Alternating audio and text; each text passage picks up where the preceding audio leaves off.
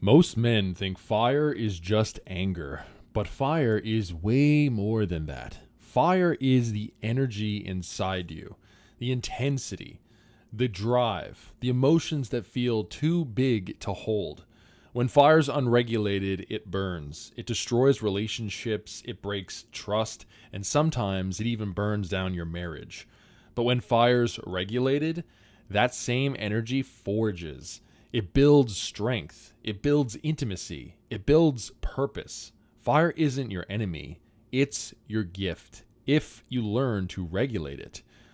There was a season in my marriage when my fire was completely unregulated. I'd be calm one moment and then something small, a disagreement, a tone of voice, like a forgotten task even, would spark me. I'd go from 0 to 100 in seconds. One night, my wife and I were arguing, and it wasn't even something big, but I remember my chest tightening, my jaw locking, and then I exploded. My voice filled the room. I wasn't leading, I wasn't protecting, I was terrifying her. And the second I saw her face, shame hit me like a wave. I thought, what's wrong with me? Why can't I control this? Maybe I'm just broken. That was my cycle for years. Calm, explode, shame, over and over again. And every time, trust got weaker. I thought the solution was to kill the fire, suppress it, pretend it wasn't there. But that never worked. Then there was a night when everything shifted. We had gotten into another fight, and I felt the same signs. A tight chest, shallow breathing, that storm rising. But instead of exploding, I stopped. I walked outside, I took a deep breath, and I prayed. And for the first time, I felt the fire inside me begin to settle. When I walked back in, I was still intense, I was still me, but I wasn't burning her with my fire. I was actually able to be present without blowing up. That was the first time I realized fire doesn't have to burn. Fire can be forged.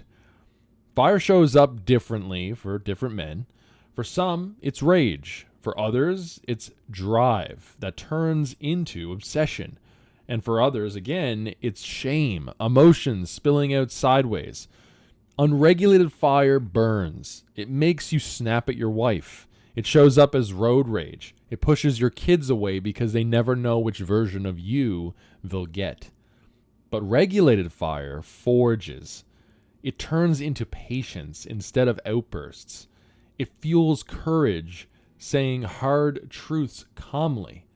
It powers intimacy, being fully present with your wife and kids. It channels into your calling, energy at work, creativity, focus. That's what fire is meant to do. Not burn everything down, but forge something strong. So how do you regulate it? First, awareness. Notice the signs: shallow breathing, tight chest, clenched jaw. Those are the signals your fire is about to spill out. And second, pause. Take space. Say, I need 10 minutes. That's not weakness. It's actually strength. And third, channel. Don't suppress it. Take that energy into prayer, into the gym, into journaling.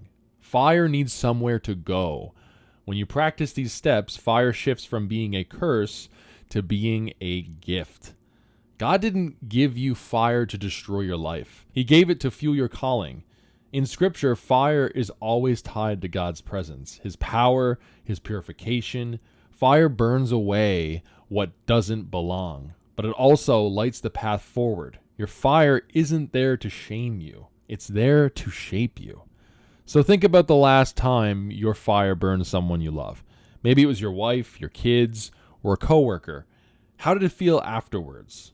Now imagine if that same fire was used to build instead of burn, to bring intimacy instead of fear, to give purpose instead of shame.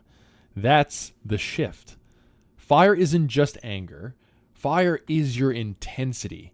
Fire is your passion. Fire is your drive. Unregulated, it burns. Regulated, it forges. Fire's not your enemy. Fire is your calling when you learn to regulate it. Fire is intimacy. Fire is purpose. Fire is you.